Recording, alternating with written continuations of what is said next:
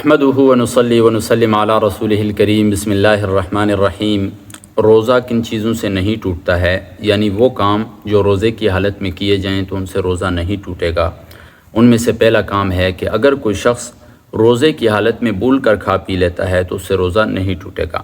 مسلم شریف کی روایت ہے، حضرت ابو ہریرہ رضی اللہ تعالیٰ عنہ فرماتے ہیں، حضور نبی کریم صلی اللہ علیہ وسلم نے فرمایا کہ اگر تم میں سے کوئی روزہ دار بھول کر کھا پی لے تو اسے چاہیے کہ وہ روزہ پورا کر لے، اس لیے کہ اسے اللہ تبارک و تعالیٰ نے کھلایا ہے۔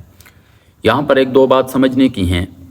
پہلی بات یہ ہے کہ اگر کوئی شخص بھول کر کھا پی رہا ہے، اچانک اسے یاد آ گیا کہ میرا تو روزہ ہے، تو اس صورت میں اس کے منہ کے اندر جو لقمہ ہے یا گھونٹ وغیرہ ہے پانی کی، وہ اگر اس نے حلق سے نیچے اتار دی تو پھر اس کا روزہ ٹوٹ جائے گا۔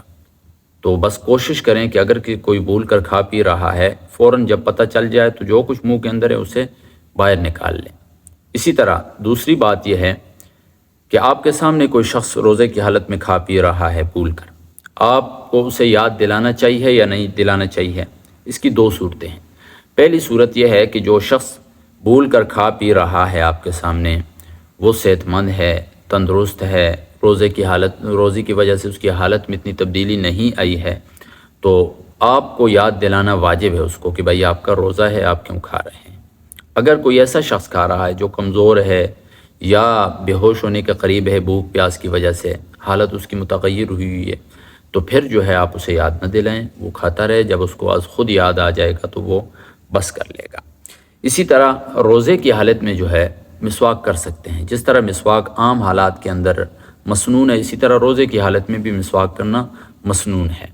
البتہ ٹوتھ پیسٹ وغیرہ جو ہے وہ اگر اس کے ذرات حلق سے نیچے نہ اترے ہوں، مطلب ایسی صورت میں بندہ کرے تو پھر تو روزہ نہیں ٹوٹتا ہے۔ لیکن قوی اندیشہ یہی ہوتا ہے کہ جب ٹوتھ پیسٹ کیا جاتا ہے تو اس میں ذرات اس کا ذائقہ جو ہے حلق سے نیچے اتر جاتا ہے عموماً۔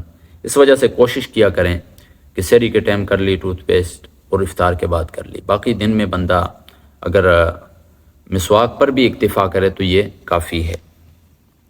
اسی طرح روزے کی حالت میں آپ سرما لگا سکتے ہیں، آنکھ کے اندر کوئی دوائی ڈالنی ہو ڈال سکتے ہیں، اس سے کوئی روزے کے اندر فرق نہیں پڑے گا۔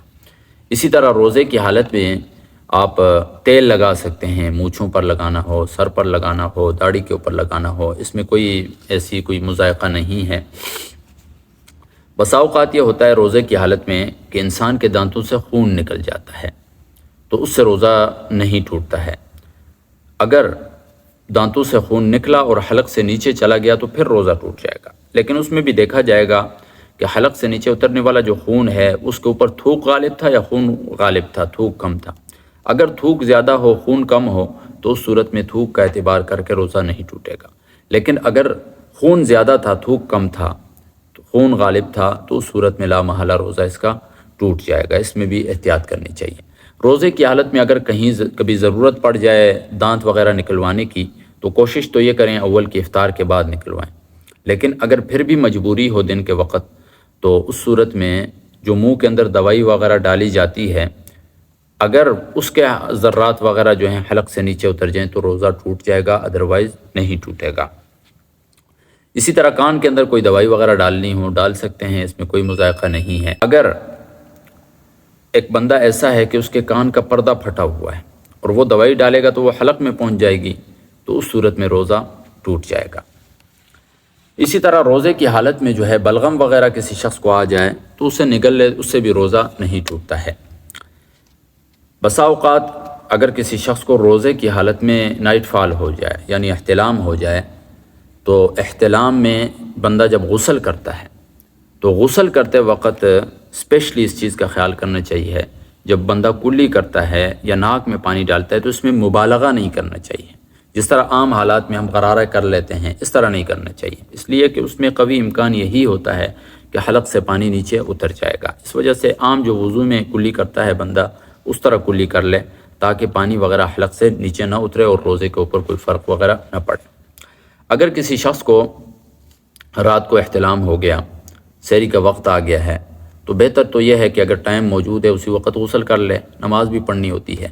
لیکن اگر ٹائم نہیں ہے تو بس ہاتھ وغیرہ دھو کر کلی کر کے وہ سحری کر سکتا ہے، اور بعد میں پھر جتنا جلدی ہو سکے وہ غسل کر لے، اس سے بھی روزے کے اوپر کوئی فرق نہیں پڑے گا۔ اسی طرح روزے کی حالت میں غیر ضروری جو بال ہیں، زیر ناف بال وغیرہ ہوتے ہیں، یہ تمام تر کاٹ سکتے ہیں، اس میں کوئی مذائقہ نہیں ہے، روزے پر اس کا کوئی فرق نہیں پڑتا ہے۔ اسی طرح روزے کی حالت میں اگر کوئی عورت سرخی لگاتی ہے یا لپسٹک لگاتی ہے تو اس میں بھی اگر بسا اوقات زبان وغیرہ لگ کر اگر ذرات اندر چلے جاتے ہیں، حلق سے نیچے اتر جاتے ہیں، تو روزہ ٹوٹ جائے گا، اس کے علاوہ روزہ نہیں ٹوٹے گا۔